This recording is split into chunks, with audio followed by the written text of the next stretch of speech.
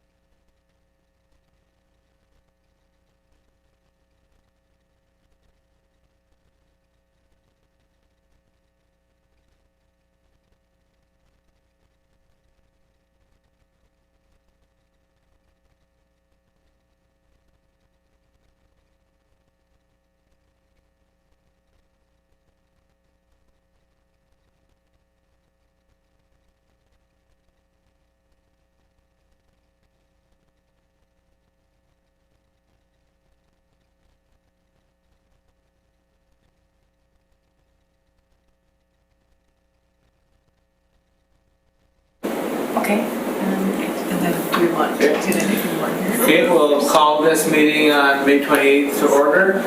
We have two presentations today.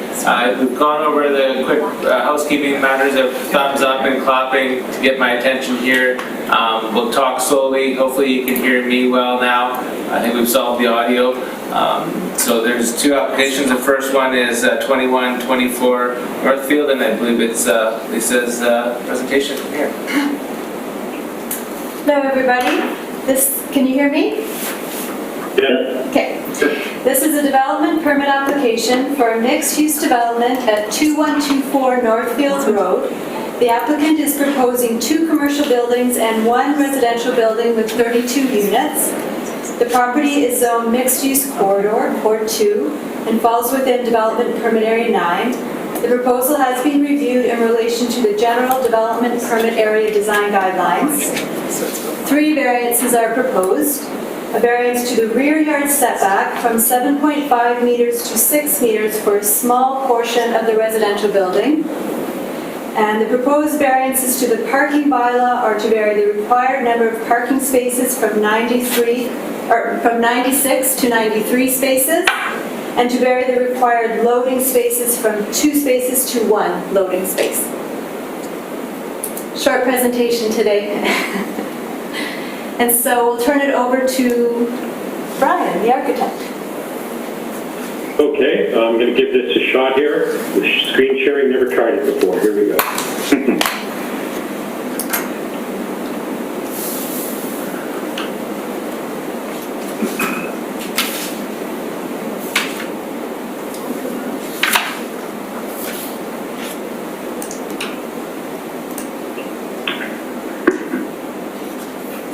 Okay, seeing it okay? Yeah.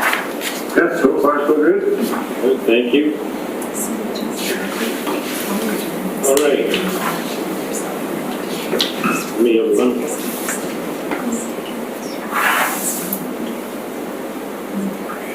All right, are you seeing my site plan? Yeah. Yeah. Okay, the site plan, I'll talk about the context first. We're bounded on the right and the left by commercial properties. On the north, to the top of the sheet is Bevan Park, and to the south, bottom of the page, is Northfield Road. We've got 2 right-of-ways on the property, both on the extreme right and the left, and we've kept our buildings off them. And we've got 1 covenant on the property that is a pathway from Northfield Road to Bevan Park along the right side of the property. It's a straight shot we've created there. Brian. The site is organized around a curved spine road. It leads to a central parking plaza. All 3 buildings face into the parking plaza. Building 1 also has a Northfield Road frontage. Inside the central parking plaza is also the garbage recycling enclosure. Each building has an entry plaza that is facing the central plaza. And each entrance to the buildings has a bike rack for visiting cyclists. There are 2 links to the park. One is a pedestrian link for the residents of the site that goes parallel to the curved road that runs into Bevan Park at the back, and there's a gate. The other access is a public access direct from Northfield to the park, and it's in a fenced chute, you might say, so there is a fence on either side of that. The client didn't want the open walkway open to the rest of the property. Regarding site lighting, the majority of the lighting is off the buildings, and there are some central lamp standards in the central parking area.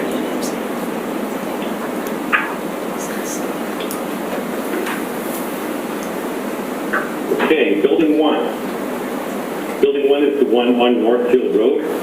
It's a 3-story building with under-building parking. It's not underground parking, it's under-building. On the right-hand side of the main floor, we have 2 small CRUs, both accessible from grade. They're meant to be small coffee shops. Also on this level is the elevator lobby and stairs to the upper floors. On the center floor is 2 CRUs, both accessible from the lobby and from Northfield Road. They have their own entrances. And then the third floor is one large CRU with a rooftop deck on the right-hand side. If we take a look at the building section, you can see how on the left-hand side of the building section, Northfield Road is sort of mid-elevation, and it is sloping from left to right. From right to left as you go up Northfield Road. So the point is here that the lower level is open to the back, but not open to Northfield.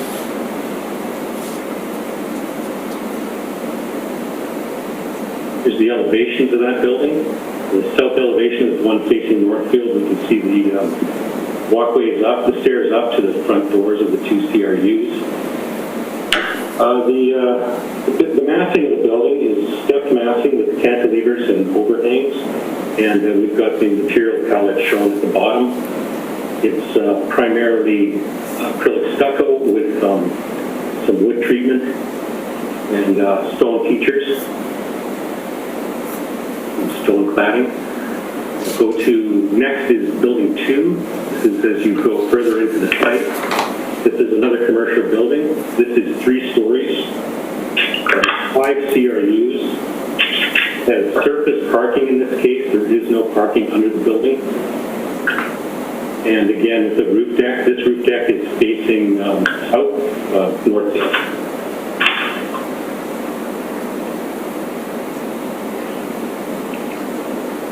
When we look at the elevations of this building, we've kept the character and the massing similar to building 1.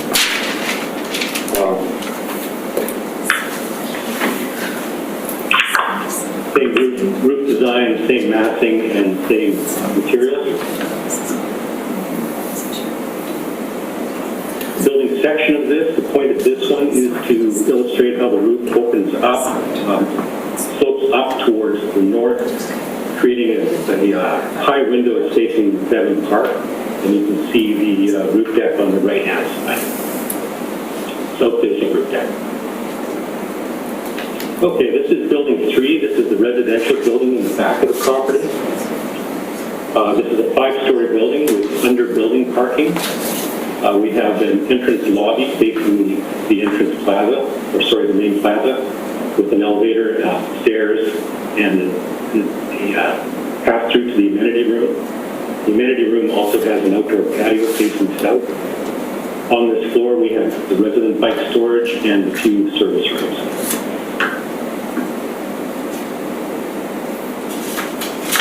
All right, if we come up a floor, this is the same floor plan for the next 4 floors. This is the 5-story building. So each floor has a double-loaded corridor, and in the corridor, we put the resident walkers.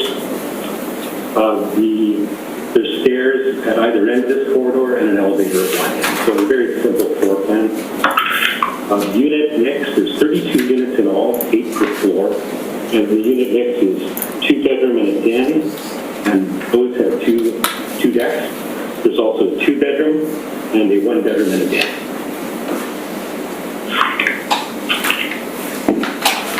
The elevations on this building are slightly different than the commercial buildings. We didn't use the same materials. In this case, we were using fiber cement lap siding in a couple different colors. We are using colored accents instead of wood accents on this building. And the roof forms are a little more playful than on the last one, a little up and down. And the canted window heads at the top of the sloped roofs are sort of the feature of the project on this part, on these elevations.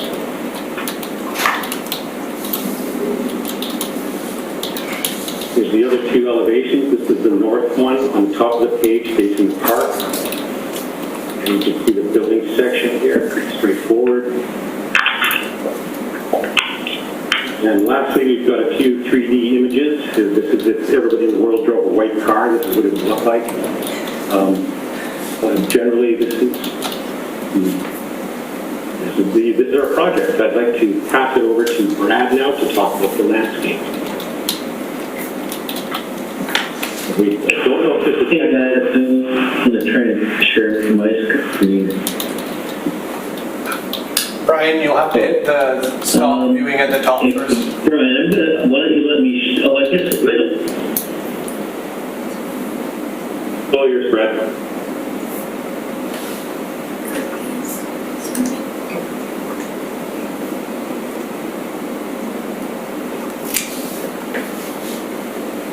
Sure, I don't need to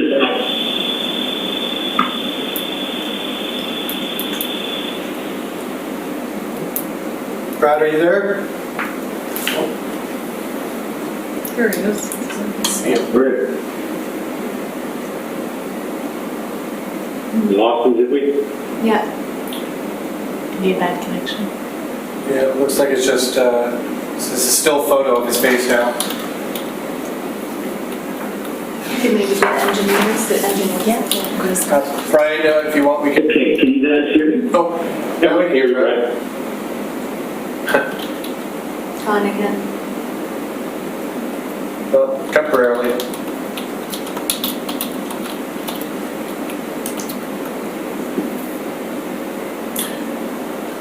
Maybe we'll go to engineering, Brian, if you wanted to speak to that next, and we can maybe see if Brad's working afterwards. I don't see George on the list here as a participant today. George, are you with us? Hey, no, I'm here for George. Oh, hi, Scott. Are you able to share your screen? It might be easiest if you just put the site plan that you had back up. Sure. Okay, I'm here now, so can you guys see my landscape plan? No, you, there should be a button at the top of the screen that says share screen. I'm gonna try to, how about that? Oh, There you are. can you see that now? Oh, yeah. Yes. Okay, so here's the landscape plan, and essentially what it consists of is this road that comes in off of Northfield and flows through the site and then underneath Building 3, which accesses it at grade parking. And that road, that sort of access road, has some parking stalls here as you come in and some on this side, and then it comes into the site and allows access here into the surface parking area, and then under the Building 1. So what we've done is with this entrance road, I've incorporated a couple of locations of where vehicles would cross in from zone to zone. So there's kind of an entrance zone, and then you cross a concrete formed surface like a bridge into the center area. And then if you decide to go onto the residential, you once again here, and then go under that building.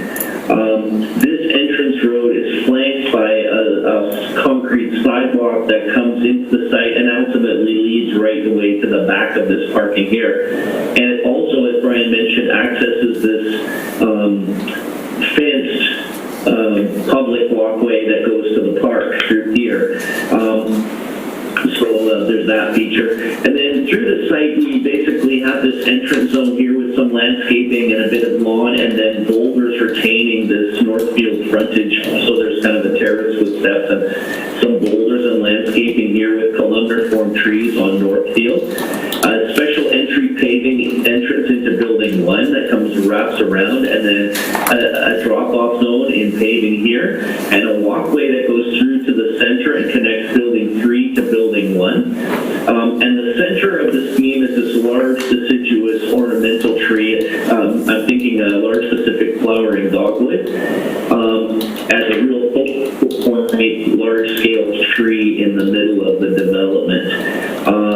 And then we have some perimeter landscaping that comes through and around the site, especially here, which gives a nice coniferous backdrop to the residential building and gives them some nice screening. We've incorporated rain gardens for stormwater retention here, and then through here and around the back of Building 2 and here. So the idea is that it feels like water might go under these bridge sections through here and here.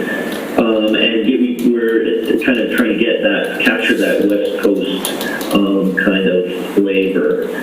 Now let's see if I can get you to the next. Oops. Let's go here. This just shows, you see this here? Okay, these are the fence details that we have in some locations we're having just a chain link fence with black vinyl mesh, and in some areas we've incorporated wood posts with that chain link material, and then we have wood fencing for the perimeter of the site. It's quite nice detail, and I have an image of that too here.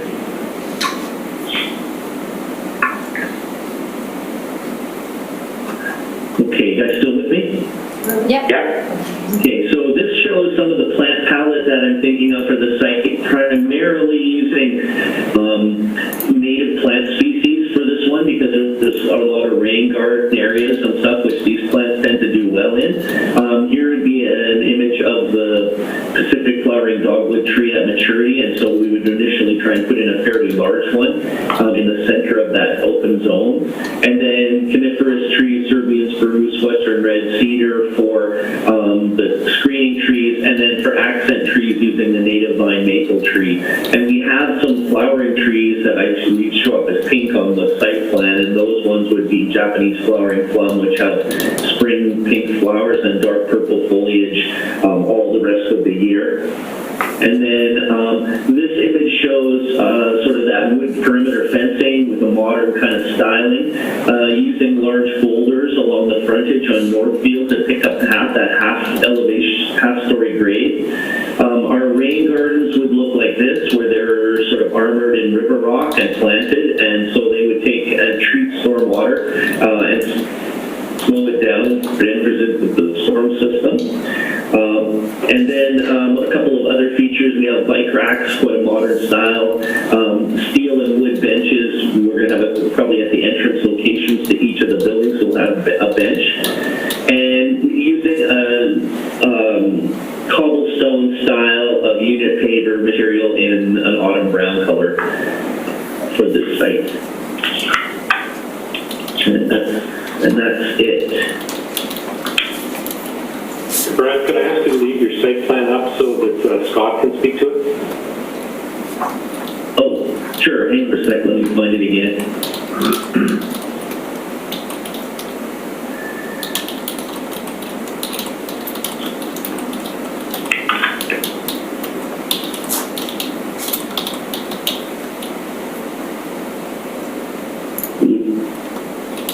There.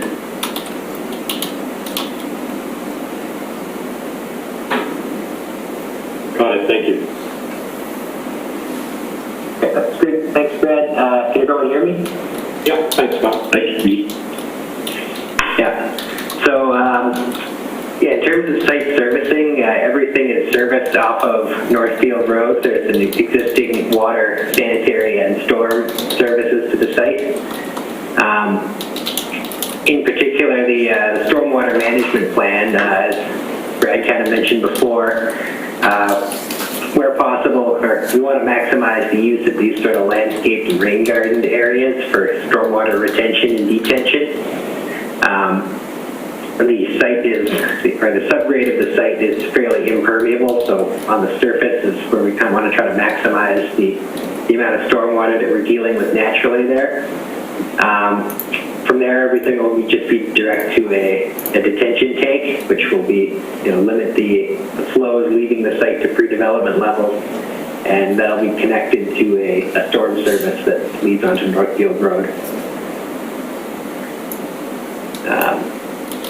Yeah, I don't think I have too much else. It's a fairly straightforward site, I think.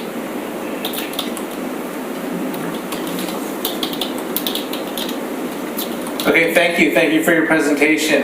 I guess we'll go right into the panel discussion.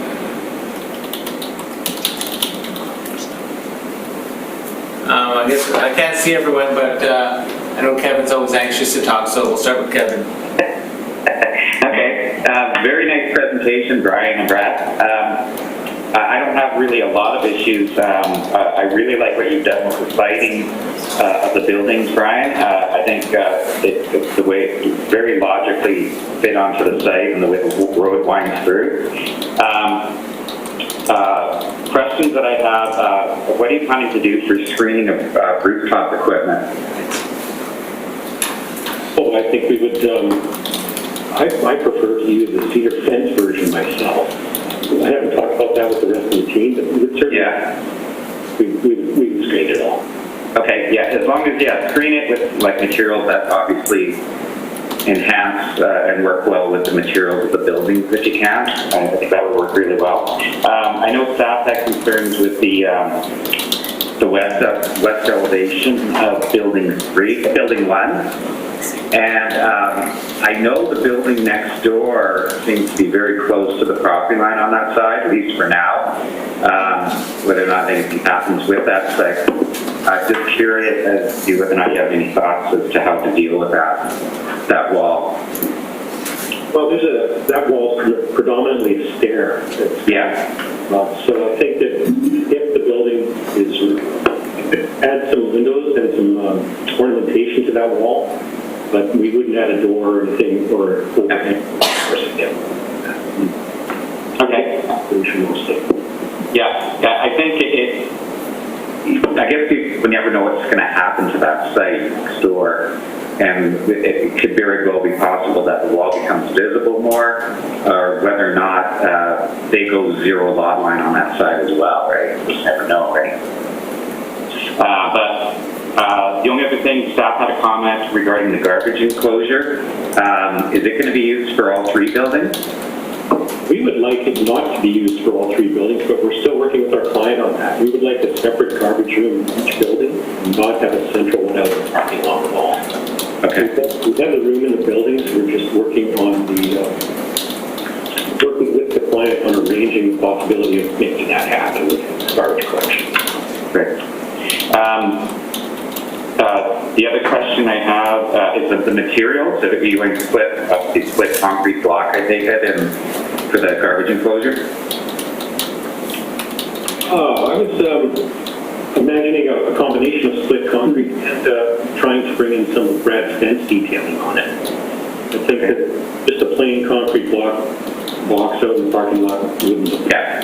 Yes, staff will obviously need details of that when you proceed. And the only other thing is that I was sort of minorly concerned about was the entrance to the lobby to the building 3 isn't really enhanced. I'm not sure if you've looked at ways to maybe punch it out and make it more identifiable. Did you look at anything like that, or? No, not really, but we can take another look at that part. We don't have a problem finding the front door, but I guess we've been working on it for so long we know where it is. But I understand. I guess it's kind of, you have the plaza area there, right? So I think that kind of enhances it a bit, but just do the maybe colors or materials that have been introduced to highlight it a bit more. I don't know. Other than that, I like the form and character of all 3 buildings. The materials that you use, I really like. And Brad, your landscape concept and palette that you have, unless Kate has objections to it, I imagine she's obviously more experienced than I am. But I think, Brad, you did a great job with the landscape concept too. So well done. That's all I have. Thank you. Thanks, Kevin. Marie? Sure. Oh. Marie, did you want to comment? She might be on mute. Sure, okay.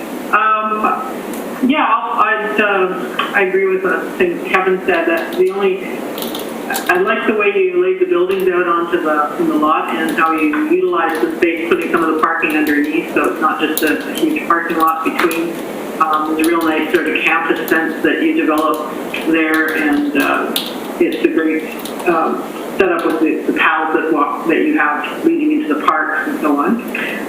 I'd agree with him on the 2 points he made about the west elevation. I'm also worried about that long term, what will happen next door, and it looks very blank, at least on your plans, on the renderings we have. It looks sort of like a warehouse or something.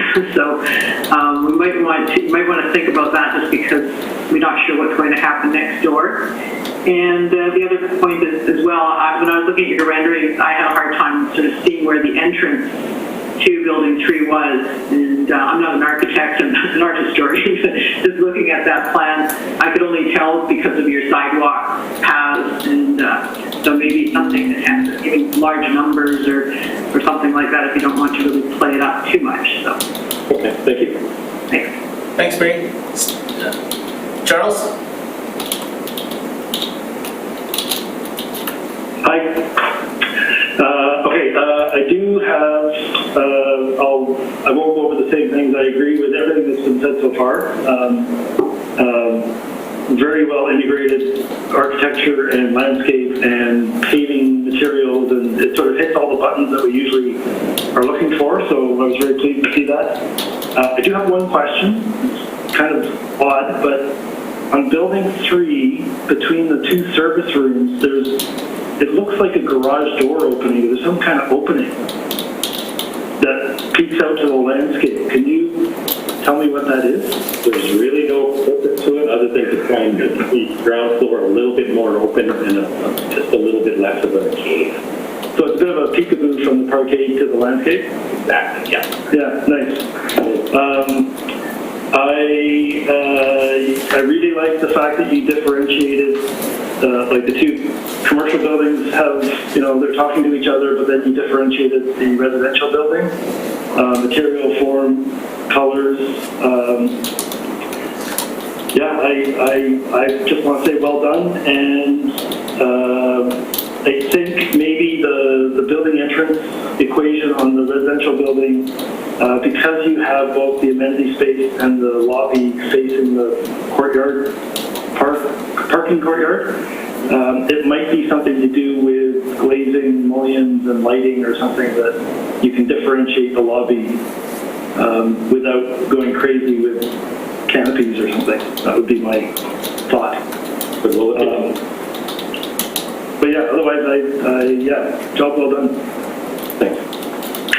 Thanks, Charles. Councilor Brown? Hey everyone, thanks. I don't really have much to say that hasn't already been said. I think it's a pretty great project in a great location. Excited to come to fruition. Any little thing I think have been addressed in other comments. Thank you. Kate? Hi. Okay. Thank you very much for your presentation. I really appreciated it. It was very thorough, and I mostly agree with what everyone else has said. I will just speak to a couple things regarding the plant list that was provided, and then the actual plants I believe you're going to be including.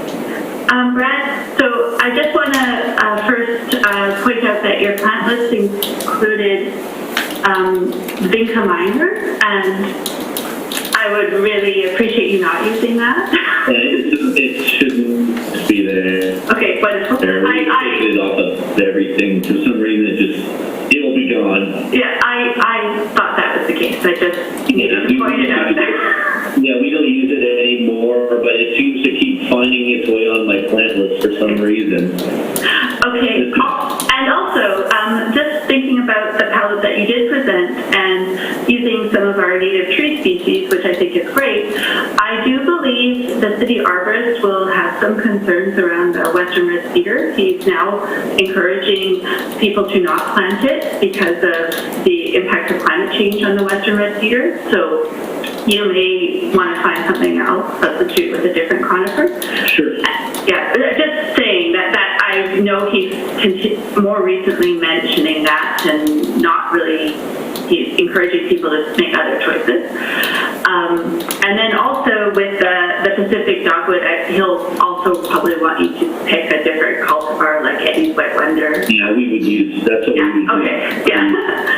And then as well as that, I'm kind of like interested in the use of pine maple, and I don't think it's as successful because it's a bit, but you're probably going to be putting it where it's a bit wetter.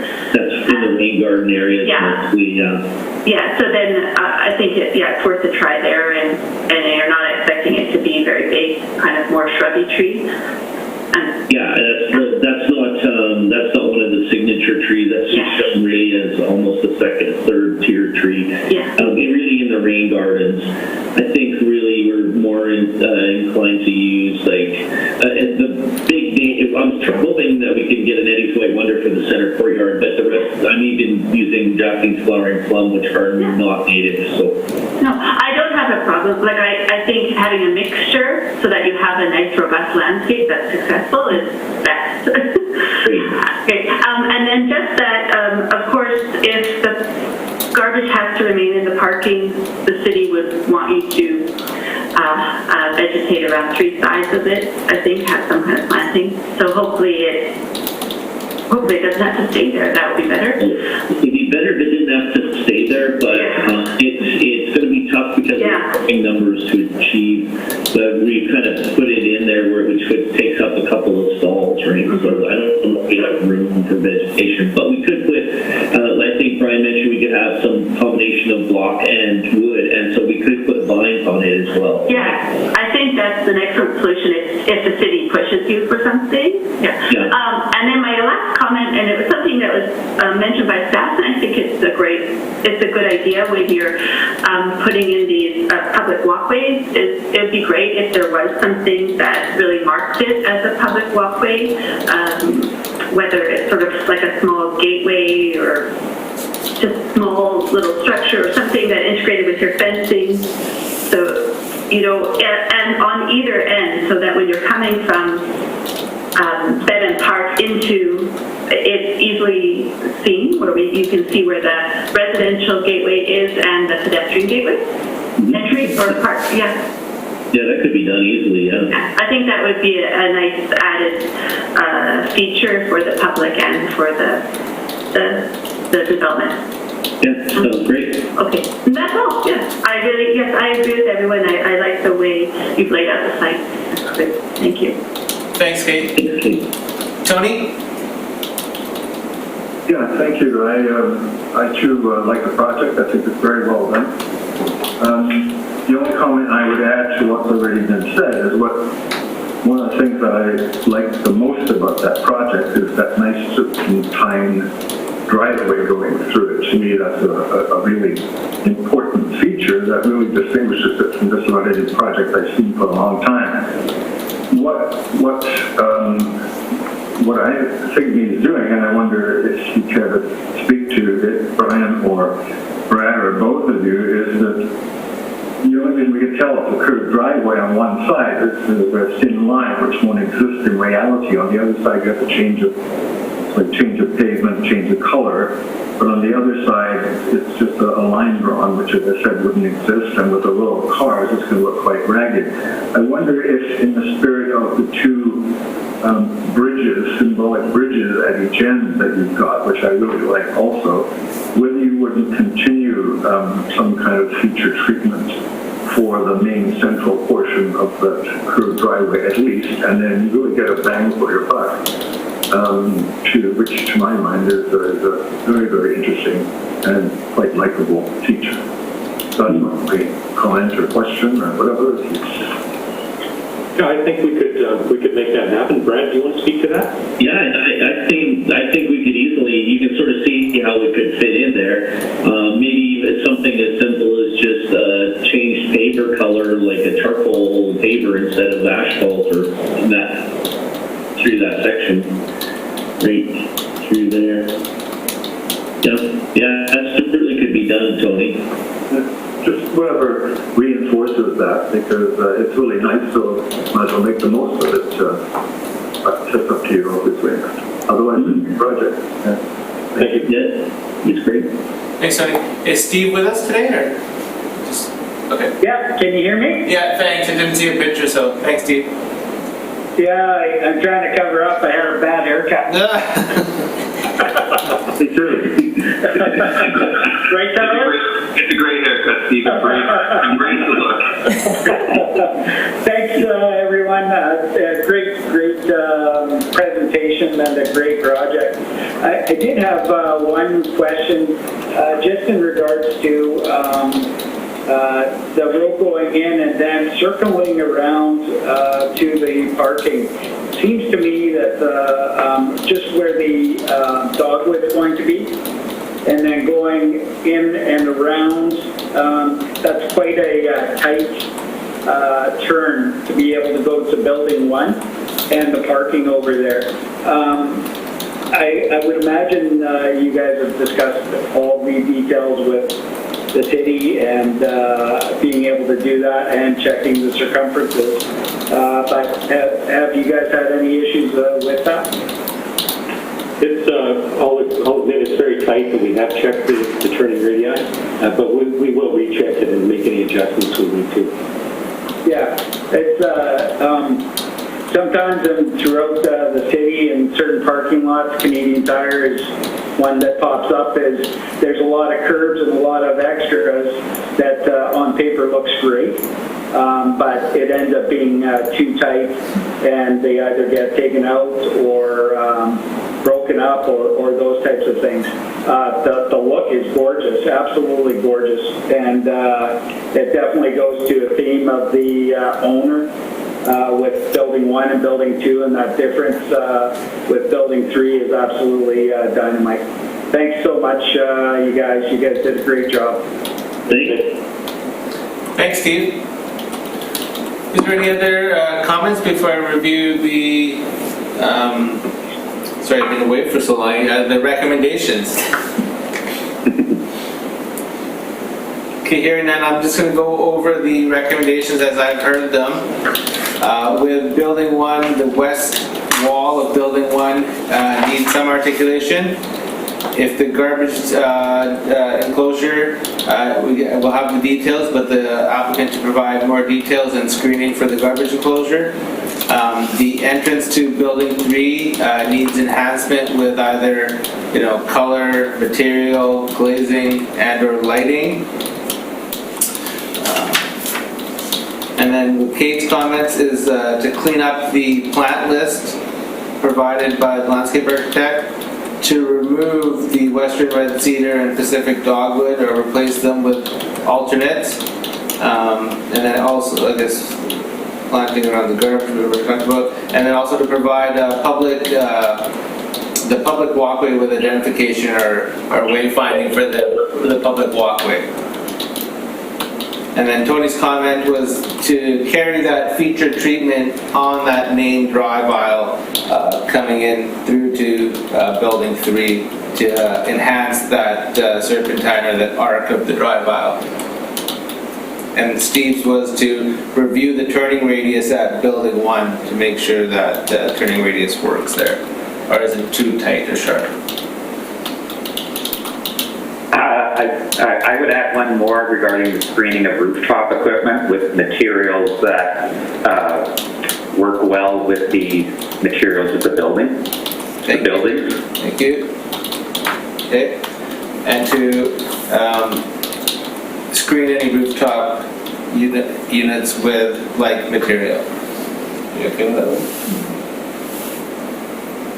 Okay, if everyone is happy with those, if I can get someone to move those before. Do you want to discuss the variances now or after?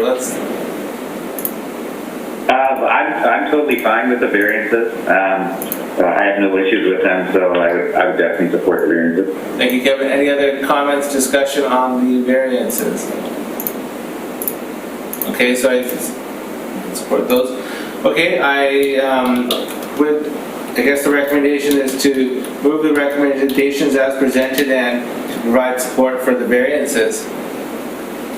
Can I get someone to? I can propose. Thank you. I'll make that motion to accept the application as presented with those recommendations and with support for the variances. Thank you. And Marie, were you seconding that? I can second, sure. Thank you very much. All those in favor? Do we going to use the thumb thing? Sure. The only one I can see is Steve, but because he doesn't have his picture up, but I can see everyone else kind of nodding and saying yes. So Yeah. thanks. I'm in agreement too. Thanks, Steve. So great application, great presentation. Thank you very much. Thanks, everybody. Thank you. Thanks, guys.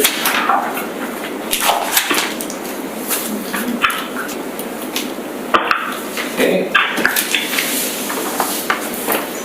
take a break, or do we move right into the next one? Are they lined up? Are they here now? Yes, it looks like we have the McCleary group is here. So with that, just confirm, Gerd, did you want to take a break or? No, I'm just making sure. I didn't know how was kind of how do we transition. I didn't know if everyone was there for the transition. Okay. So I will then move forward with this next item. I think someone has their speaker unmuted and it's getting some feedback. So maybe we'll just try and stay muted unless we're talking then. I think that's better. Okay.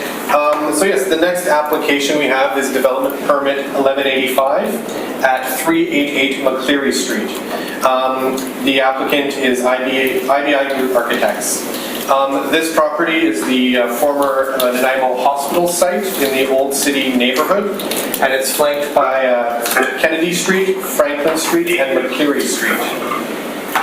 The area is within Development Permit Area 9. The proposal is for a 14,000 square meter seniors congregate housing with 149 units. I think someone's great feedback again. It's from you. Yes, someone's. Oh, I think that's better. Okay, sorry.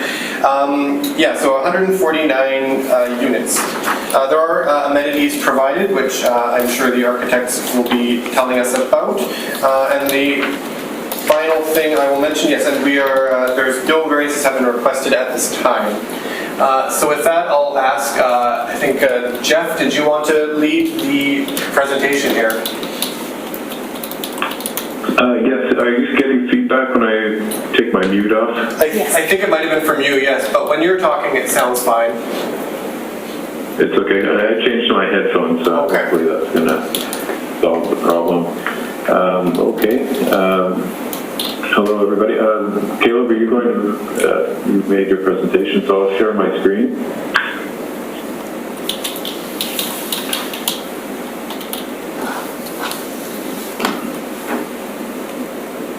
Can everybody see the screen now? Yep, you can see it. Okay.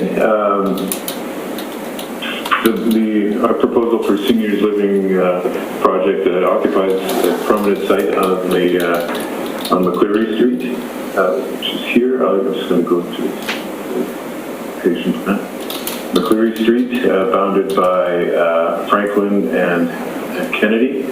At the top of the hill in the Old Town Center area of Nanaimo, provides the great views of the surrounding area from the top of the ridge and within the radial grid of the old city center plan.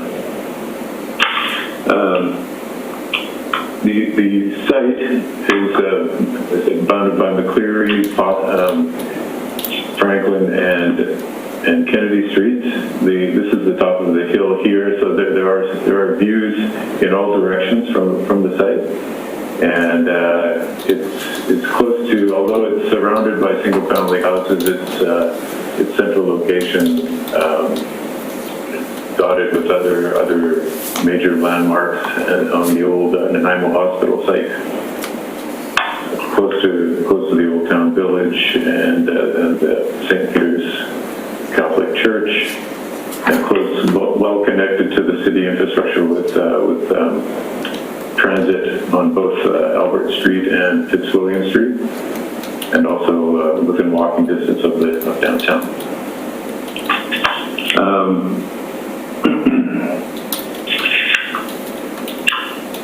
The site has some major topography. It drops 11 meters from the corner of Franklin and McCleary Streets down to the north corner on Kennedy Street. You can see the existing topography here. The existing surroundings are, as I said, mostly single-family houses within the immediate area. And their styles range from craftsman to art moderne across the street from the entrance on McCleary Street to some other modern houses that are in the area.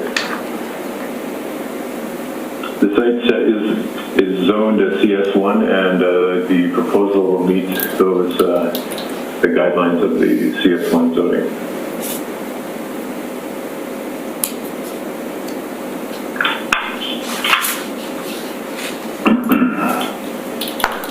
This is a site plan that shows the general layout of the buildings.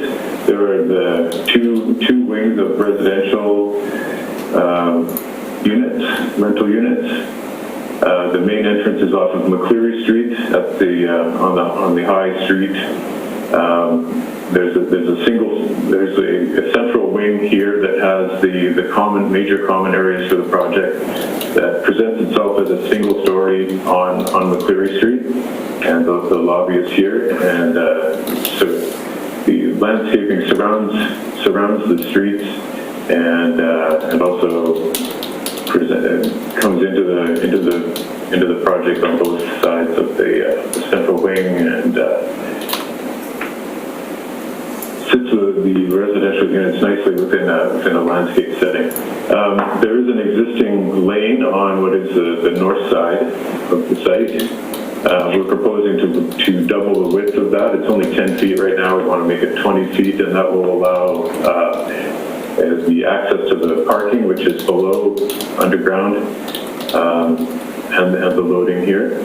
There is a proposal to have a through block route that comes off of the northern property line here and continues through to McCleary Street from Kennedy Street.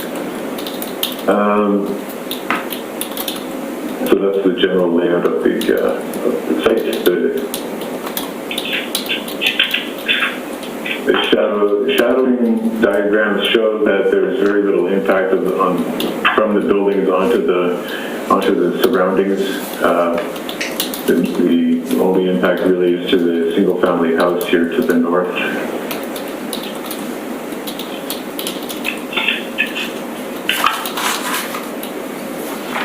We'll get into the materials a bit. This is a view of McCleary Street. You can see the single-story entrance pavilion here in the center. And the palette of materials for the building is kept quite simple with wood grain planks, fiber cement panels. There's some basalt that around the base of the building, and that presents itself more on the Franklin and Kennedy Street sides, and as well as some architectural concrete and green wall elements around the project.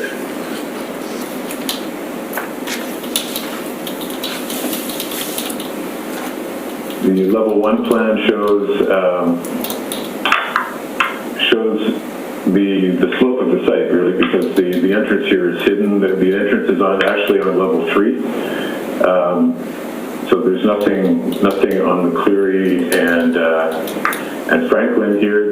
The building starts to appear with suites on Kennedy at the north property line, and you can see that there's the dining room at grade here that opens out into the landscape. The central pavilion is quite wide open and provides views out towards the water as well as to the landscape here. And there's common areas on the ground here, and residential units there. So let's keep going up.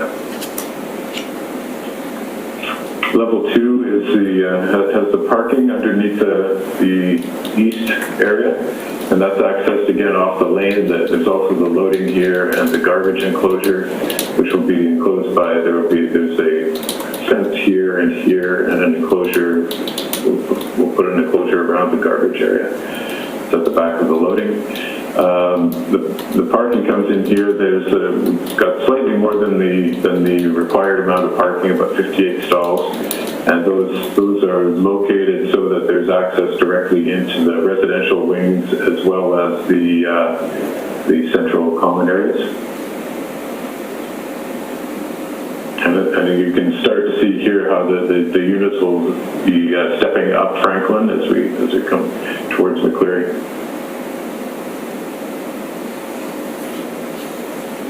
The main entrance plan is level 3, and here you can see the main entrance, which has pathways into a bit of a plaza here that comes into a large vestibule.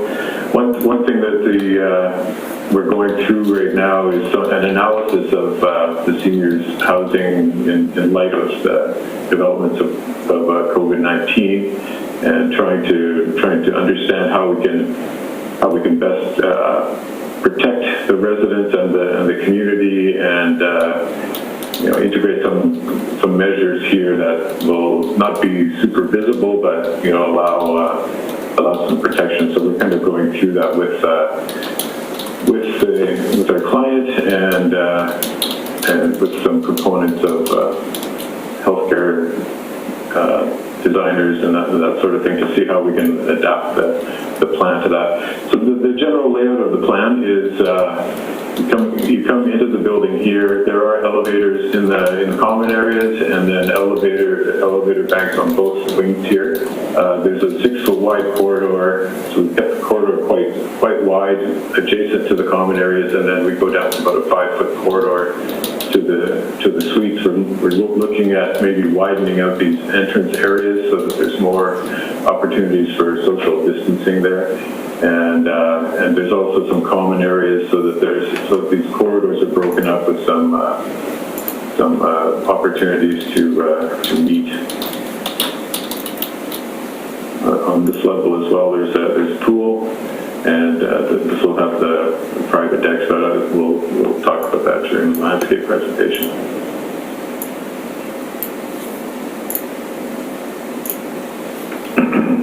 As we go up the roof of the single-story, well, what it presents itself as a single-story entrance pavilion, has some common areas on the roof that are accessed through these corridors, and also by the elevators there in the center. And you can see how the building starts to step back from the east to break down the mass. There's 3 stories down here, and then 2 more stories after the building steps.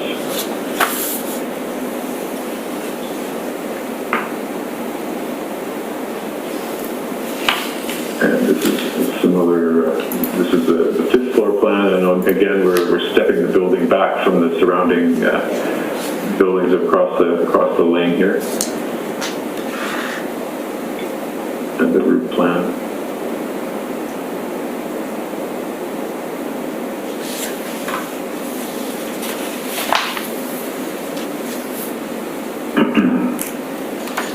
The elevations, McCleary, and this is the lane elevation, and the Franklin Street elevation. So the 3 elevations around the outside of the site that form a nice, we feel a nicely scaled urban frontage. I mean, a lot of these you can see in front here. A lot of these elevations will be screened by the trees. And we've got some nicely scaled buildings, especially along McCleary, where they present themselves as 3 stories, and with openings through.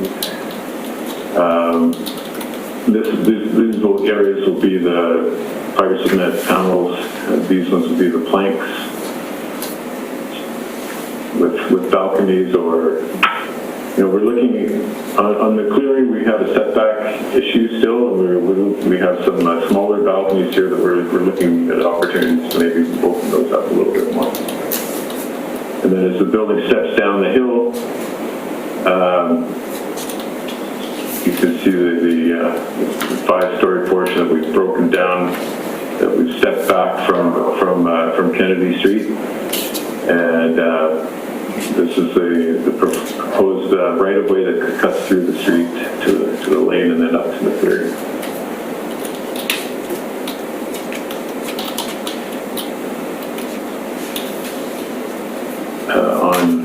On Kennedy, the building is broken down where the site is the lowest. There's the smallest portion of the massing that comes forward to closer to the street, so that the landscaping will kind of take over in these courtyards, and also developed, there would be landscaping on the walls, and the building itself has a kind of a private aspect here that the landscaping is private, but it will have a nicely sculpted streetscape that comes down the hill there.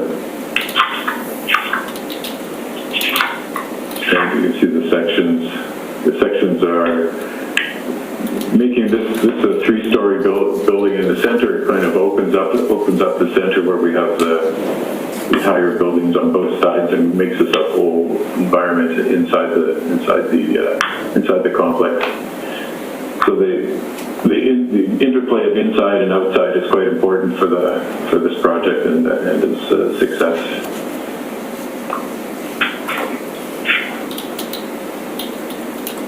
And then we have some sections that show the general layout of the scheme. The view from McCleary Street looking towards downtown. You can see the stepping down Franklin Street with terraces and landscaping and the street trees. And the openness in the center there. Oops, I skipped one. This is from the lane side, showing the massing stepping back from the edge. There will be patios and the access from the street to the patios that are along McCleary Street. And then this is where the through site route will be developed, and you can see the interrelationship of the wood siding and the planar volumes of the fiber cement panels. And again, on McCleary Street, you can see I think this view shows the nicely scaled elements that we have on McCleary, and the opening in the center that will allow light to come through and little views of the city beyond. And then we can see the common area pavilion in the center. This is the dining hall here. It's double height, and then behind that is a lounge that leads to the pool on the other side. And this is the common area that leads to the lobby here at the upper floor, and then the landscape roof above.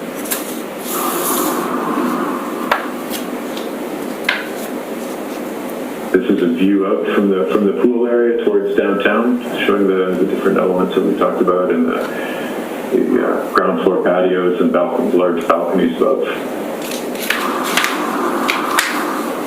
And that wraps up the architectural portion. Kathy Offenberg will be presenting the landscaping overview.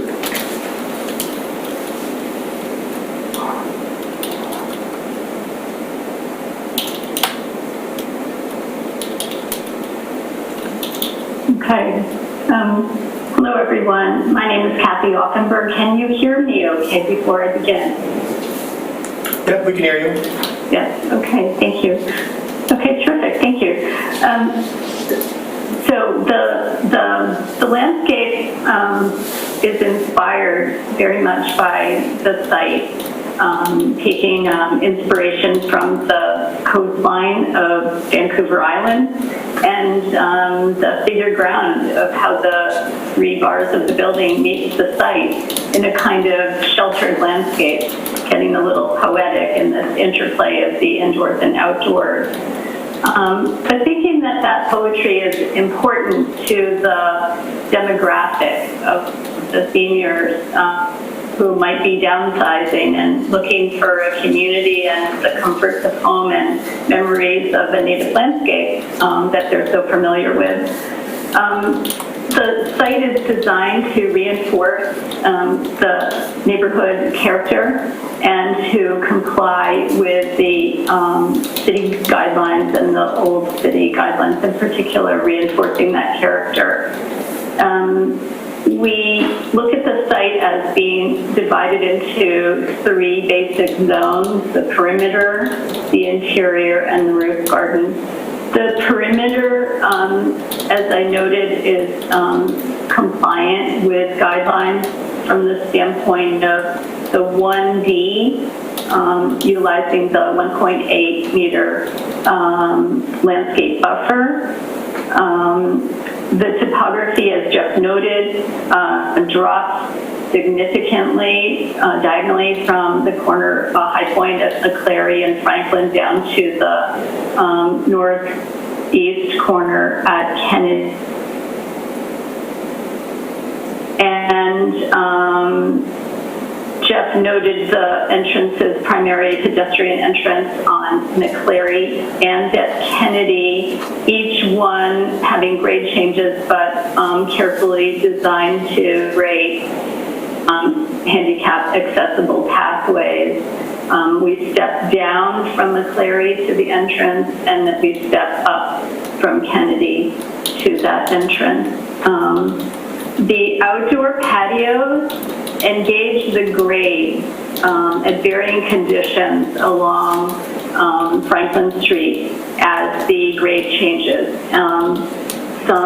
As the building steps down and the grade steps down, we try to create a landscape treatment that tries to simplify the varying conditions in creating a cohesive rhythm, reinforcing this kind of townhouse style character in a way that creates positively to the streetscape. And so the kit of parts that we've created is a perimeter wall that is reflecting the character of the building. So a stone veneer wall topped with, again, responding to the architecture, cedar board fence, high quality, with reveals at certain intervals along the fence to respond to the reveals of the facade of the building.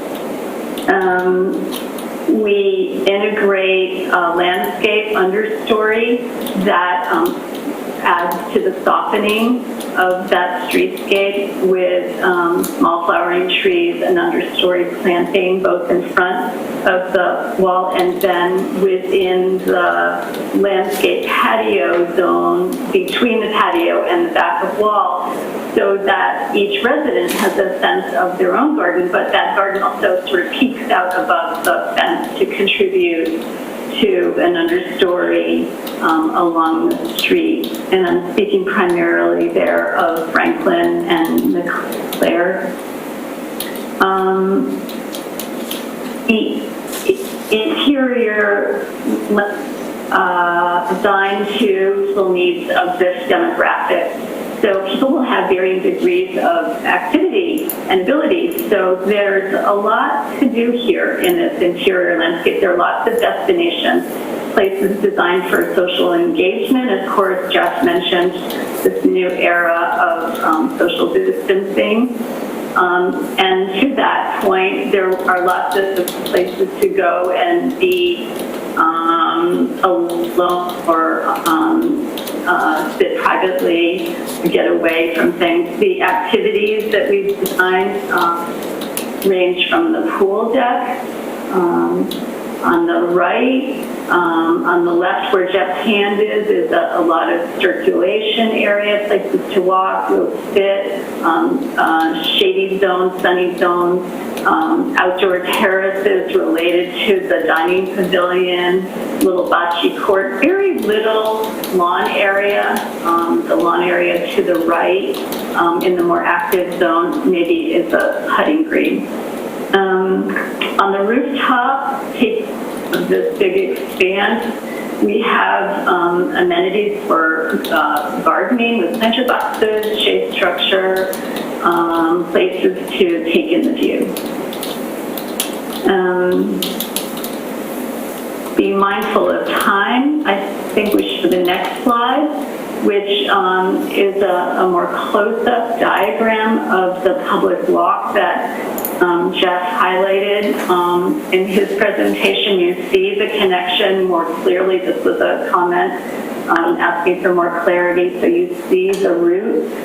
The entrance at Kennedy is made very welcoming with a staircase that is designed in the style or the spirit of the existing stair on Kennedy leading to the old Nanaimo Hospital. We propose wayfinding signage at both ends of the walk to assist the public. We have integrated the full landscape buffer up to the lane, and then have provided a more narrow landscape buffer around the service enclosure and between the drive and the building. In the next slide, please. Speaking of the Kennedy Fair, you see in more close-up the little vignette of that entry stair designed in the style of the stair to the old hospital. Our entrance to the Kennedy side of the new site will reconfigure this entrance to be more welcoming, integrating the accessible walk. We are coming down at a little lower grade than is presented here with the existing stair. And so it seems appropriate to integrate this style stair and the spirit in line with the new public walk. So it's truly welcoming to the public. In the next slide, please.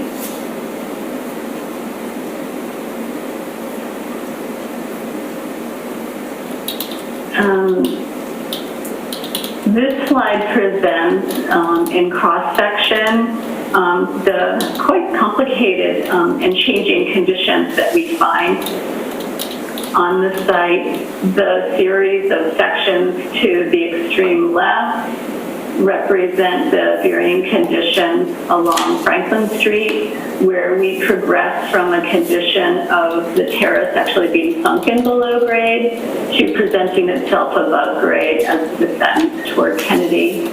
The remaining 5 sections show the conditionality. This grouping of the page show you the condition. Jeff, if you could scoot over just a little bit to the right. There you go.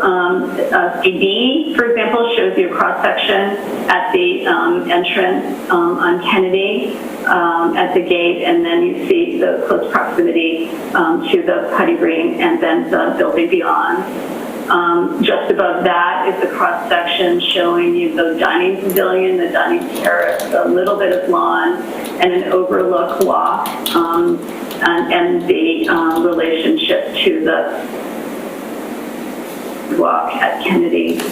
And then the board, I know, has been very interested in looking in more detail at the far corner on Kennedy, which is represented here on these 2 sections, showing how we're using a terraced wall setback from the landscape buffer to help mitigate that grade change, which is about 3.7 meters.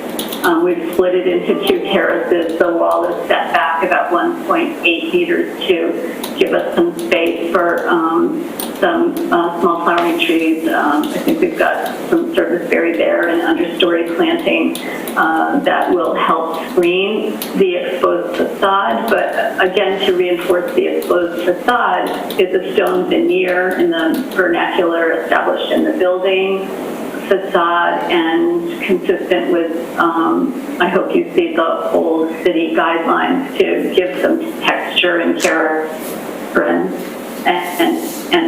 try to soften.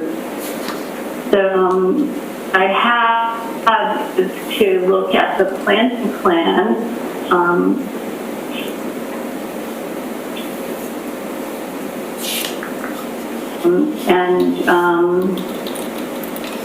There we go.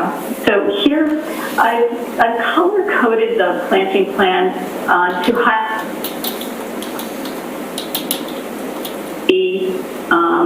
the diverse weeds incorporated here in the tree palette. We are proposing a native planting palette. We have, I think, 8 different species of trees. Also, I should note that the light green represents the existing trees that will be protected.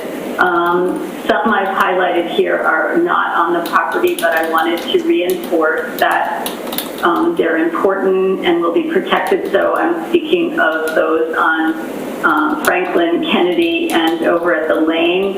The only trees that are on property that will be protected existing are along McClary. In the previous presentation, it was noted that the western red cedar is a concern. We have 3 specimens on this plan, and they're tucked in the corner.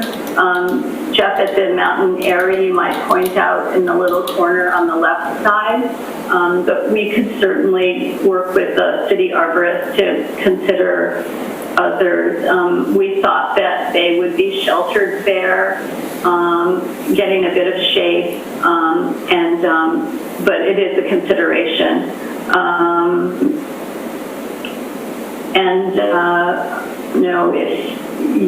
Perhaps I should wait to take questions about the plant palette, but it is focused on native species, and it will be irrigated. And I think with that, I'll give it back to Jeff. I think time is short.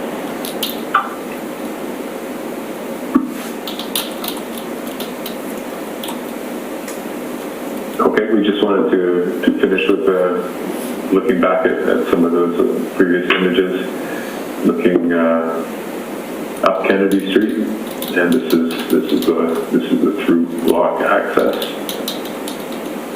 showing the character and massing of the project on Kennedy Street, and then the aerial view looking back towards the west, showing the prominent site and the views towards the west as well as the east. And with that, I guess we'll open it up to questions if there are any. Thanks for your presentation. Go to the panel. I'll start with Tony. Thank you. Thank you. Excellent presentation and a very worthwhile project these days. I have a few questions and comments that I'd like your response to. One is, I was actually surprised by 2 things. One is that the main entry on McClary, there didn't seem to be any kind of pickup drop-off area. I couldn't tell on your site plan if there was any detail there, but I mean, for dropping by to pick up mom or dad or residents waiting for a taxi, or maybe they have a bus there or something like that, it just seemed that that would be a logical thing to do. But so I wouldn't mind a comment on that when I get to my little list. I was also surprised to see the open-air swimming pool, and I don't know if there's potential for it to be covered, but open-air pool on Vancouver Island have very sort of short usage periods in my experience, and I just wondered if potential covering was some consideration on your part. The view from Kennedy that you showed with that double height, I think it was the dining space, although it looked nicely detailed with a nice wood detailing or something, I found the scale of it quite overwhelming, and I just wondered if you were comfortable with that double height, or whether you think maybe it could do a little breaking up of its mass or scaling it or something. I'm not sure, but it just looked quite imposing to me, and a little bit out of character with the rest of the highly articulated rest of the building that I think is really successful. And my last comment is the query is that I'm assuming that the underground parking incorporates visitor parking. Maybe it doesn't, but if it does, it seems like the route to get into it was pretty obscure and quite, let's say, indirect. And I just wondered if that was visitor parking to be intended down there, whether it wouldn't be a little easier way of maneuvering to get in and out of it, especially the first time you're going there. So those are my observations, and boy, I think it's a great project and a great location. Yeah, we had talked about a drop off on the Cleary. I mean, there will be street parking along the entire length there, and we will definitely talk to the city about the possibility there. I think they wanted to keep the parking and not have a dedicated drop off, but I think it's definitely worth having the conversation. And the open air swimming pool. Jeff, I'd like to just jump in on the open air swimming pool, if I don't mind. It's Dak Molnar. So on the open air swimming pool, essentially the new sort of phenomenon is this sort of Scandinavian spa type of thing where the pool is heated up to about 86 or 88 degrees during the wintertime, and it's accessible to anybody, and you can go out there in the rain or shine, you're not going to get cold. And there's these saunas and steams and other spa facilities around that will, sort of make that experience. And we'll have umbrellas and so on. But these days, Whistler, tons of open air pools in their hotels, their spas and resorts. And this is quite a common feature now, West Coast lifestyle. And you put the heat of the pool up during the winter and you bring it down in the summer. So we feel like that's going to be a nice offering for the residents. Fair enough. Great. And the scale of the central pavilion, I think that we do have some a mixture of single height and double height spaces in the common areas, and I think we thought that maybe having the dining room with a 2-story height would work. There is I guess what you could call like a mezzanine behind that, so that there are 3 floors there. It's not one double height space that goes all the way back. So there is some variation in there, and maybe that can be articulated more successfully on the outside. We'll definitely take a look at that and bring that scale down a bit. The underground parking. We'll have some visitors, I believe. I don't think we've identified any there. There is quite a bit of street parking, and we are looking at developing that walk-through site walkway and the entrance to the parking. So hopefully it'll be more visible in the future. We'll try and work on that. But at the same time, I mean, I think we don't want we kind of like the fact that the parking entrance is a little bit subdued, but I think we need to obviously it needs to be obvious for all the users. Thank you. Thank you. Thank you. Before I move on, Tony, are you then happy with the answers that was provided, or do you want to turn any of those into recommendations, or what are your thoughts? Maybe see if any of the other panel members, share my concerns. Sure. We're quite reasonable, and let's see how the discussion goes. Thank you. Charles? Thank you. Thank you for your presentation. I'm going to chime in right away on the pickup drop-off area.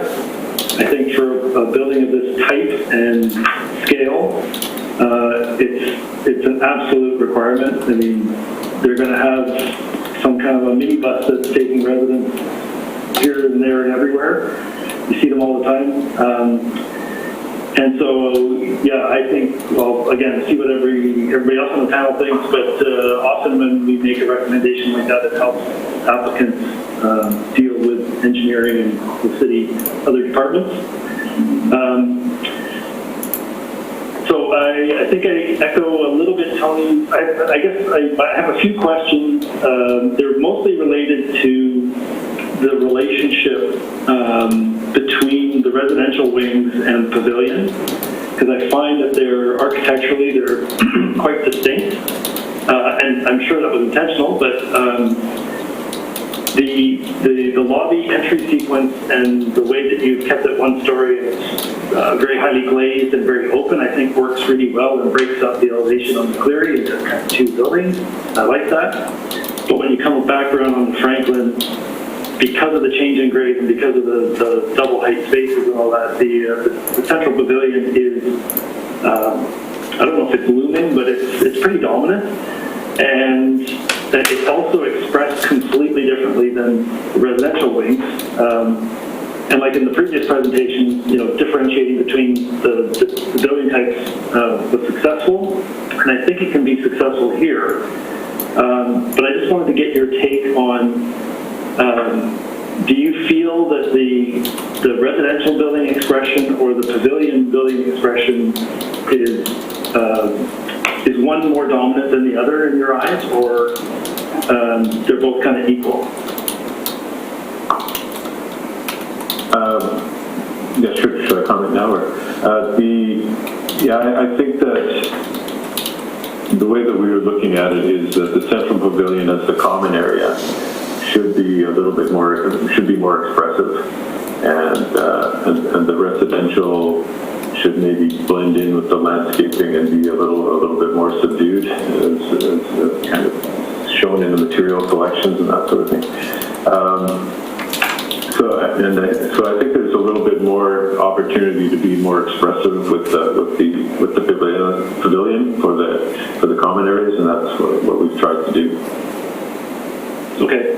Hey, Justin, it's David Tom here, and maybe I'll just, I wouldn't mind commenting on that. Yes, it's intentional that the pavilion and the residential wings are quite different.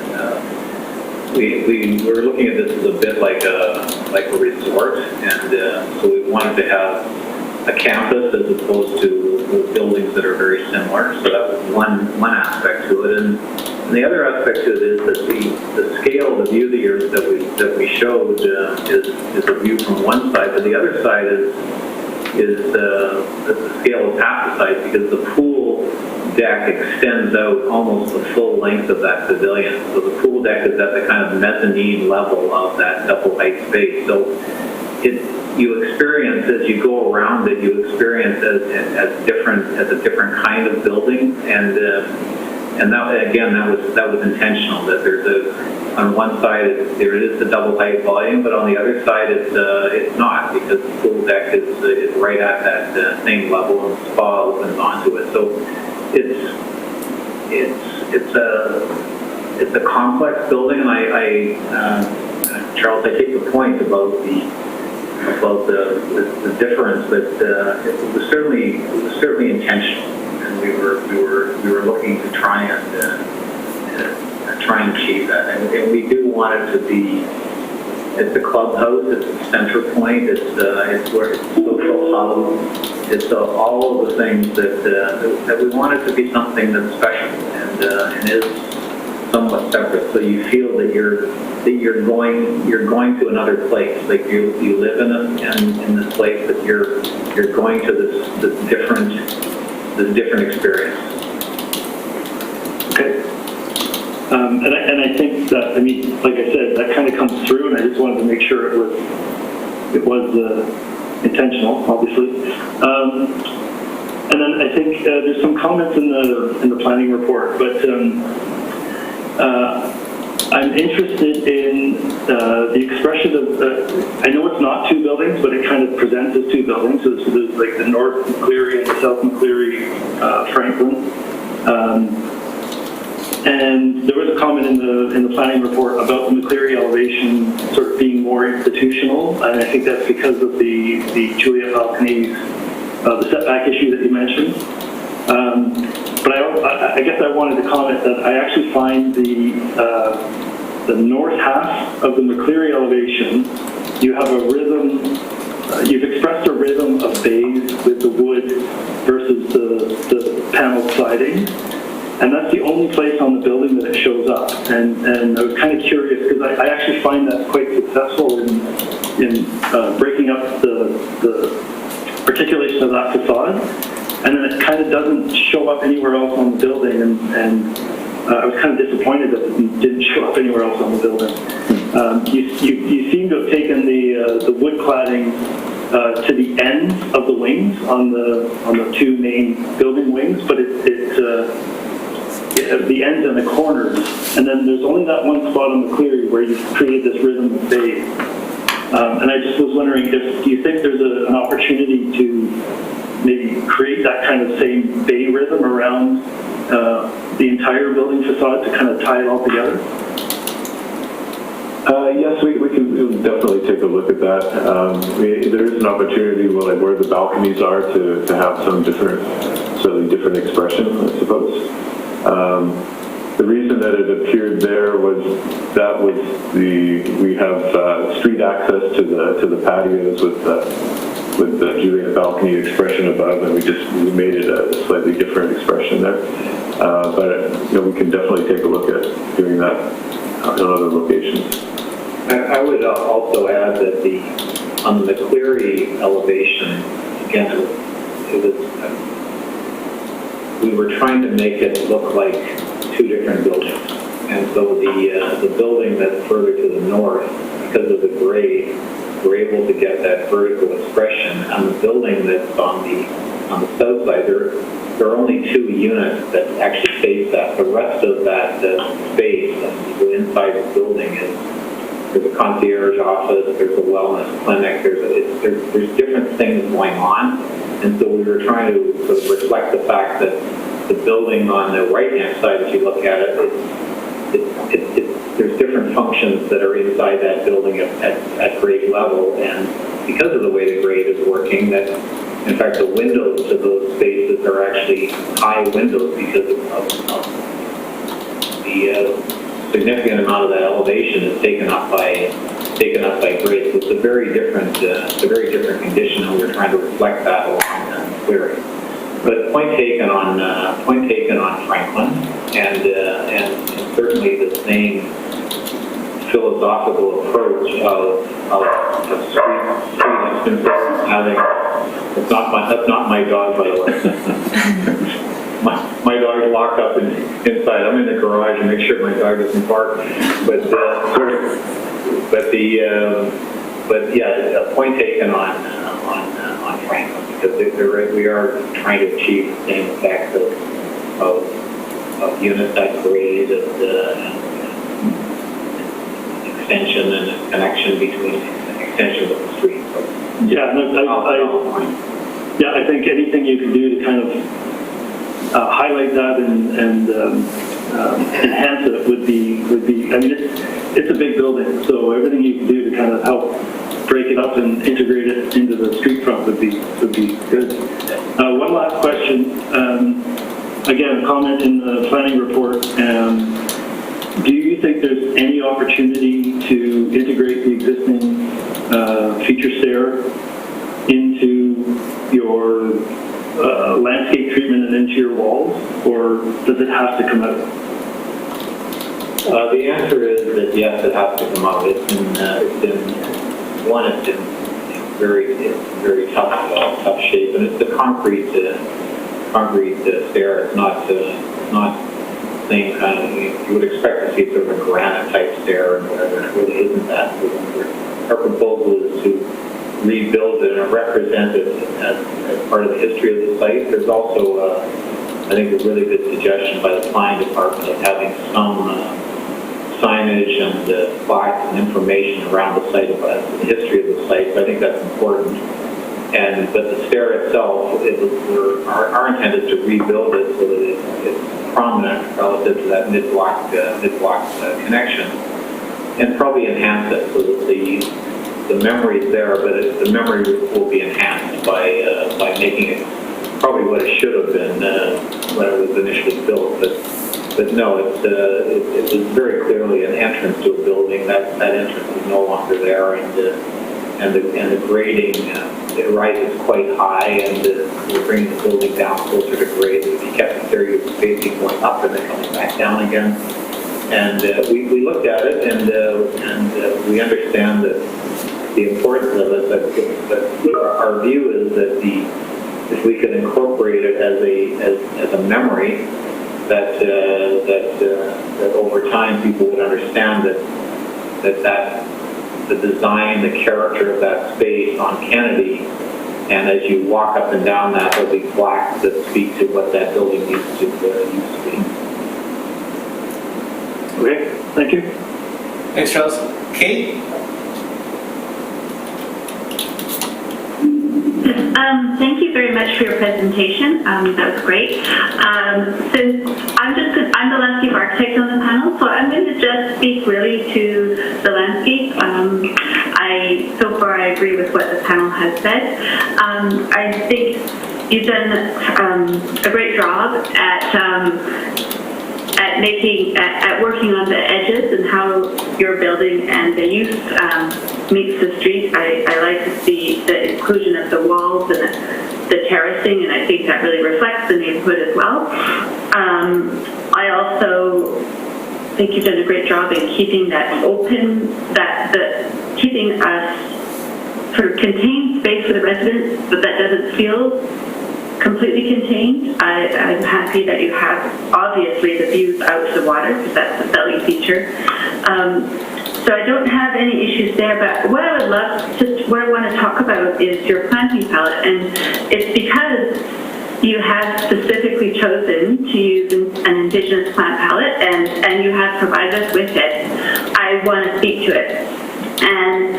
And specifically because your project is an important project here in the city, there's been a lot of controversy around it. It's going to be highly scrutinized. And so whenever we put in an Indigenous plant palette, we want to make sure it's successful, because we really do hope more people will include Indigenous plants as we look at different ways of restoring our landscape. So, to that note, here we are on Vancouver Island. Our biogeoclimatic zone is, as you know, the coastal Doug fir, and we actually don't have very many infrastructure natives growing here. Almost hard to find one. There's a few located up. So I'm sort of thinking, like, it's a great plant palette, but I don't think it's reflecting Nanaimo and our specific zone, and being on a slope in a hill. And I think just with a bit of massaging and working with the city's arborist, that to reevaluate the trees that you've chosen for your understory smaller tree, like the Acercinatum and the glabrum as well. It's a kind of wetter, it likes a bit wetter condition and what the site's going to be and what you would find on this site. So, you know, like the dogwood is more appropriate, I would say. But I know leave that up to you. But I just think if you're going to go there, do it right and be more specific to Vancouver Island. This feels a little more Vancouver, the plant palette. I do appreciate you have Tamas and Gary Oak, and that may be something to enhance, because we are a little more, that is something significant here in Nanaimo. You can see Tamas growing, and you can see oak. And I also would encourage you to, for the success of your project, to not to be so strict on just using Indigenous plants, and I'll leave that up to you, but because you want to have a successful project that feels like you're reflecting the our landscape here, but sometimes it's better to use other species that are going to be more successful, but you can still create that feeling. So that's my main comment. Thanks, Kate. Kevin?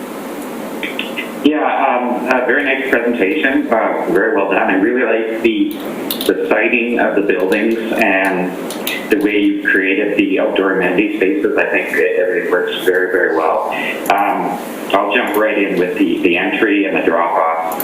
I totally agree. It is something that is pretty much essential, that either, I'm not sure if you're going to have to provide it through working with the city engineering department to dedicate enough space out front for a drop-off area, Otherwise, the entry in itself that you put a great effort into is pretty much becoming almost redundant. So I totally agree with that. Sticking with the McCleary Street elevation, I really like it. I think it's the best looking elevation, even though the material and form and character doesn't reflect itself onto the other elevation. The city does have a really good point, and as much as I like that elevation, it doesn't really work well with the old city guidelines and how it reflects to a residential feel. So if you can comment on that, I'd like to get your opinion on that. That's probably Jeff or... Yeah. I think that there is an opportunity to have more variation there and try and get some balconies that are a little bit more residential looking along that street. And since we got the comments, we started to take a look at that and see if we can incorporate that in. So, I think not only does that help the appearance, but I think it'll help the functioning of those units along McCleary, right? To get some outdoor space on all those units. So we're taking a look at that, and I think that will help, and it's a point well taken. Yeah, I really like what you've done with the use of material, especially what Charles said with the northern end of the elevation and how you've broken them up into compartments. I like the corner windows. There's a lot that I really like about that elevation, and hopefully a lot of that stuff doesn't have to get eliminated to get a residential feel. But I like that elevation. Next question, another staff comment regarding old city guidelines and wall massing as it relates to adjoining residential buildings. If you can comment on that one too. And I think that they're making reference to the north elevation where it immediately adjoins existing houses. Yes, well, we are trying to terrace that down. Maybe we'll get Kathy to weigh in on that, but we are attempting to terrace down those when we get to the north there. But Kathy, if you have some comment on that, be great.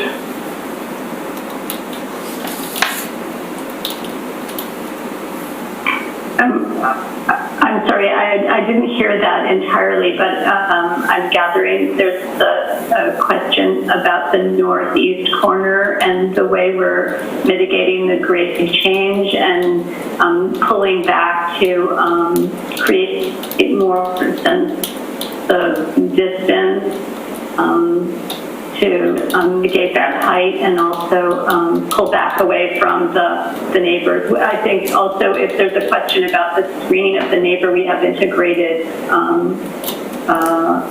I think some columnar trees along that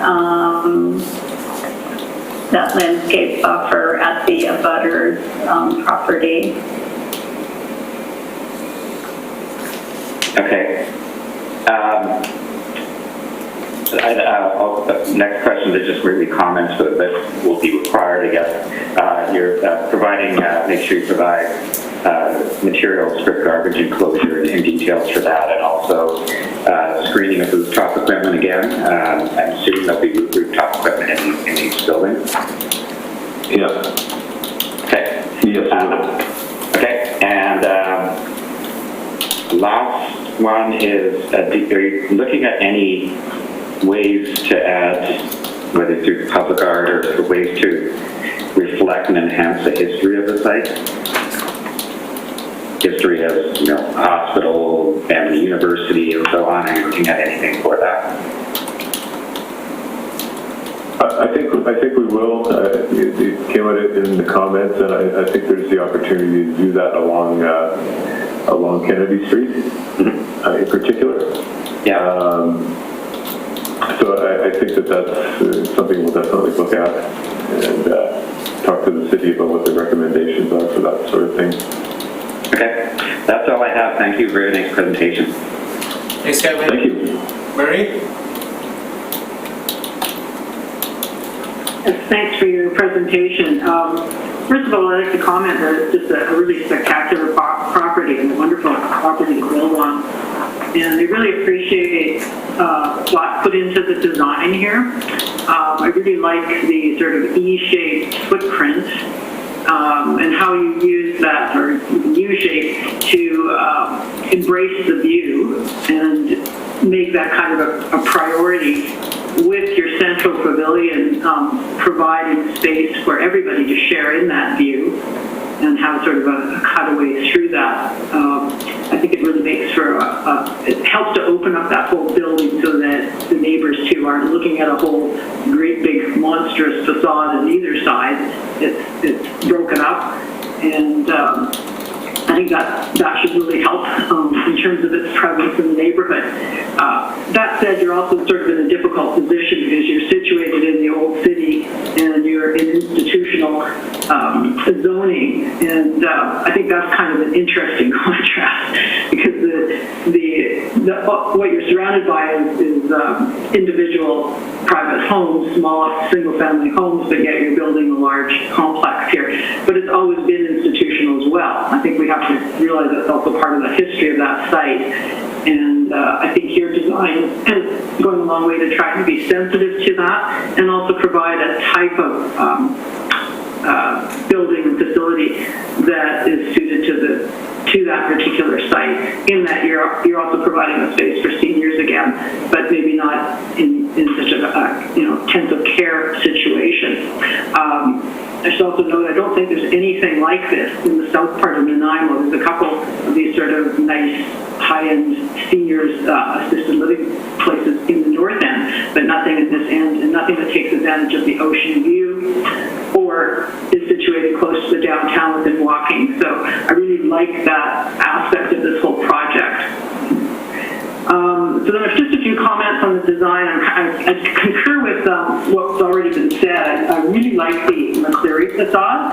Actually, I wouldn't really want you to change it too much. I know it looks slightly modern, but it's also very simple. And I like the simple contrast that you've created with the wood and the white in between there.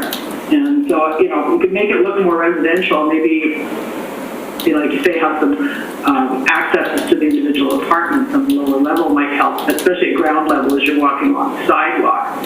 So I don't know if I'd change that too much, other than, again, to think of something like a pull-up entrance. I know that might change your facade, but I have dealing with seniors, I'm in and out of these seniors' places, and you're going to find that you've got handy dart taxis and so on pulling up there. So there really needs to be a safe place for loading in and out, for enough room for the handy dart to get its ramp out, and they're just changing their buses now, but I think they actually look kind of bigger, but they come out on the side onto the sidewalk. So I think that really has to be thought out carefully, that there's a good pickup location here.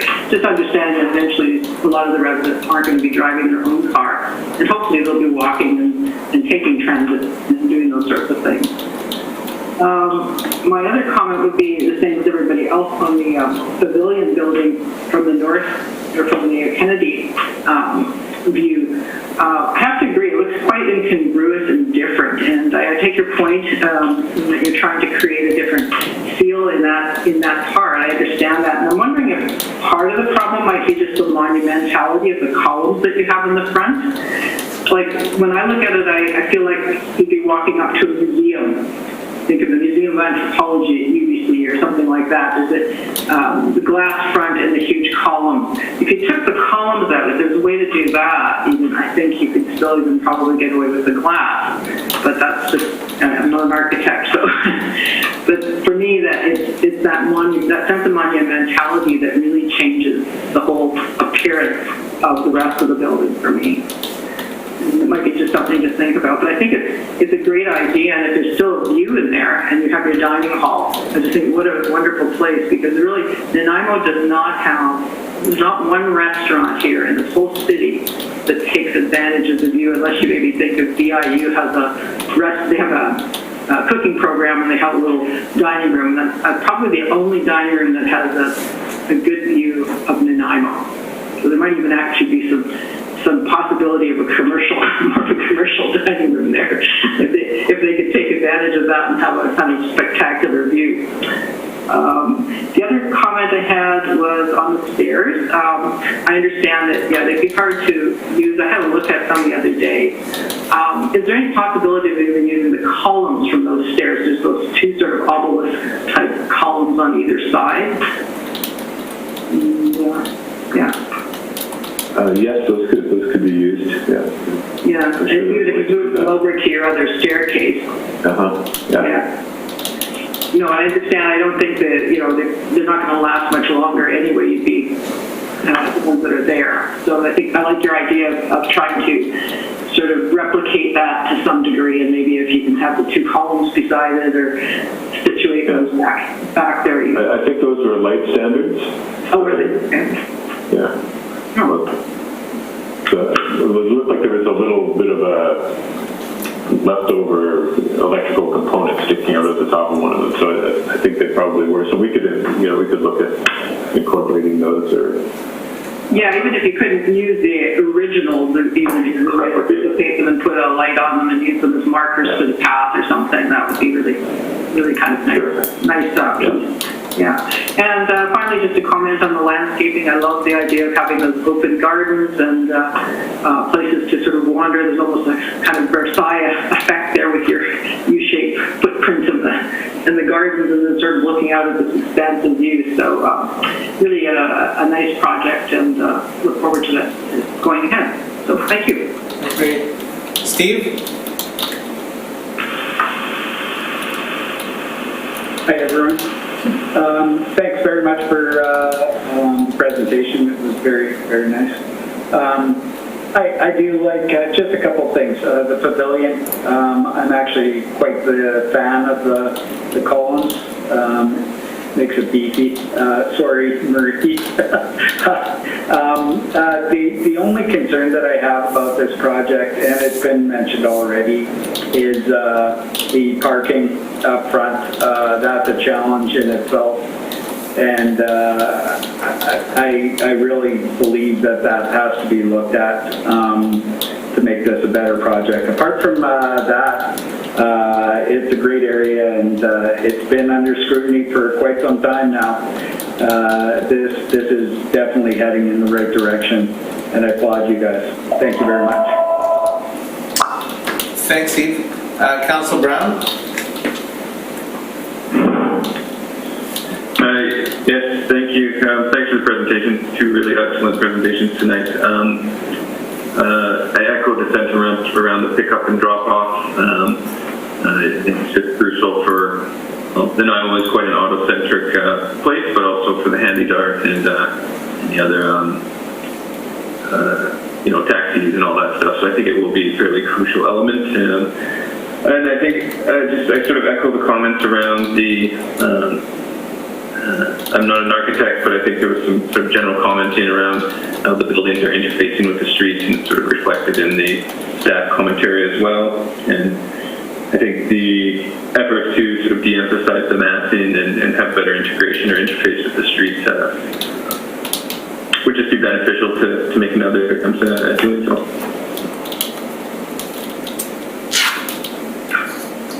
Thank you. Thanks. Did I miss anyone? Okay.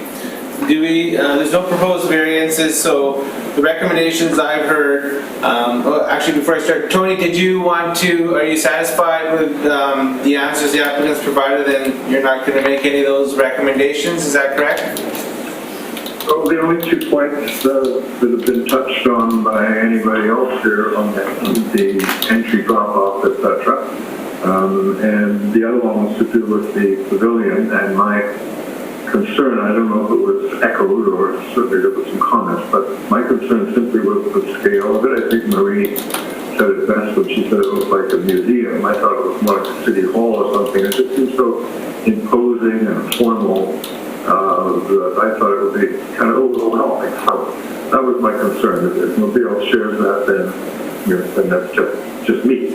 But if anybody else has that kind of concern about the scale of it on that one as shown in the rendering, on A009 that we were shown. Nobody else has a concern, I'll shop about it. Is there any discussion on the pavilion then, before we move forward? I have no problem with the pavilion myself. I think it separates and looks like what Jeff mentioned was they wanted it to look different than the residential wings of the building and kind of throwing emphasis on it. I know it's a different architectural form, but I'm totally fine with it personally. And I'll chime in too. I would say too often we strive to create overscale spaces, especially in a seniors living project, and they get taken out. So I wouldn't encourage somebody to remove something that's maybe a little overscaled. I just think it requires some care and treatment in the detailing and all that, so that it becomes a real focal point, center point of the project. But I don't think it's the kind of thing that you want to discourage somebody from including. Okay. How about we just say consider the design of the pavilion facade and how to integrate it. Not sure if people want to agree with that or not. My personal opinion is that I love the way it looks as is, but that's just my personal preference on this. It's a big property, and with a big property, there's room for something big, and that's exactly what's been brought forth. My humble opinion, though. Thanks. Yeah, and I would say kind of similar to what I mentioned with my questions and comments. As long as it's intentional and it's done well, I think, like I said with the previous project, you can have different building expressions on the same site. It's intentional, and you make it work. So I think if the language of the residential buildings and the language of the pavilion are different, that's fine. I personally would just like to see the language of the residential buildings kind of tightened up a little bit, so that they begin to relate a little bit more to each other, and then I have no issue with the pavilion. Okay. Having said that, there's a few recommendations here that I'll just go over, and then we can discuss those if needed. The first being the expression on the McCleary side to create, rhythm and enhance that McCleary side. Second, the plant palette or plant list should be reviewed. Thirdly, to look at ways to enhance the history of the site or to incorporate the history of the site. Fourth, to use the columns of the old stairs in the new construction somehow. Now, I guess, do we have a recommendation then for the pavilion, or just leave that alone, or do we want to discuss that a little bit, or have we discussed it enough? Well, I was the one that originally brought it up, my concerns, and it doesn't seem to be overwhelmingly challenged by too many others, so let's just put it down to personal opinions and leave it alone. I'm fine with that, if everybody else is. I'm fine with that as well. I think we've stated our thoughts on it, and we'll leave it with the architects to figure out how they want to approach it. Okay. Did I miss anything? Is everyone happy with those? Charles? Can I, your first point about the McCleary elevation? Right. I want to get everybody else's sense, because I think there was some discussion about, a number of panel members quite like the McCleary elevation. I do as well. So I don't think the recommendation should be about looking at the McCleary or changing the McCleary elevation. And I actually like what is in the staff comments, their first point, which says, provide a stronger mix and rhythm of materials to better define the residential wings of the building. So it's about the whole building. And it's not necessarily about the the mix of materials or whatever, but it's more about the rhythm and the placing of them. So, because I think there's a lot on the clear elevation that's positive, and it potentially could be the inspiration, for all the other elevations. So should we refer the applicant back to staff comments, or how do you want to proceed? I like the staff comment. I think it covered it without being too prescriptive. Right. I think if we can make our recommendation, they're not numbered, but the first staff comment about design, I think that's enough. Okay. Lori, can we? Oh, thank you, yeah. Yes, we have also missed the discussion on the pickup and drop-off area.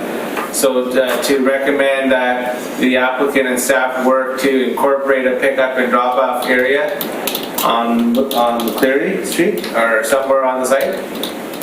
Yeah, for sure. Okay. And then the only thing, Gert, yes, is make sure that the applicant provides details for the garbage enclosure and rooftop.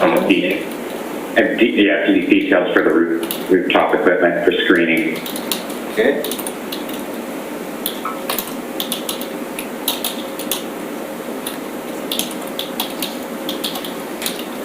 You okay with that, Lori? Thank you. Okay, having said that, I move to, can someone move those recommendations as stated then? Charles?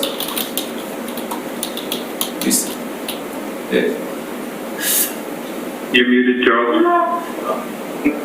Sorry.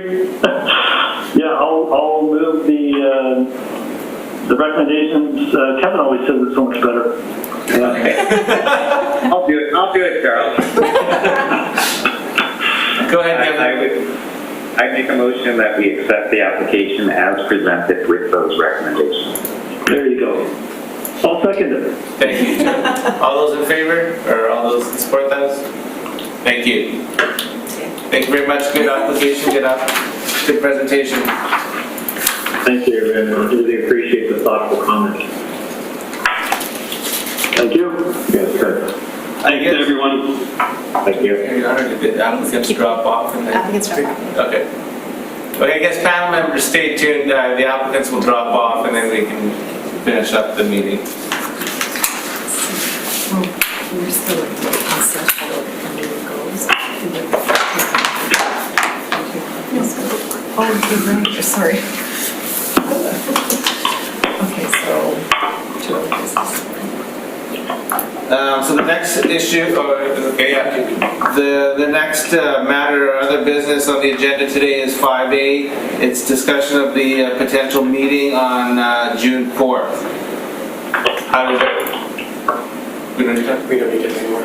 Oh, right, and we have canceled that. We are canceling that meeting. Okay. Yes. Okay, the next matter B, discussion of a chair appointment. In accordance with the City of Nanaimo Advisory Committee terms of reference, the committee will elect the chair annually at the first meeting following April 1st from amongst its members. Discussion on that? I thought you were chair. I'm happy to stay if someone wants to try it. I'm fine either way. It's I guess today's a discussion point, and then we can. I don't know how we proceed, but if you want me to stay, I can stay. Or if we look to have someone else, we can. Is there a process, or do we nominate them now, or do they step up, or? Is it true that we have to stick to one-year terms now for chair? It's part of the terms of reference. That was what was written in that. Terms, yeah.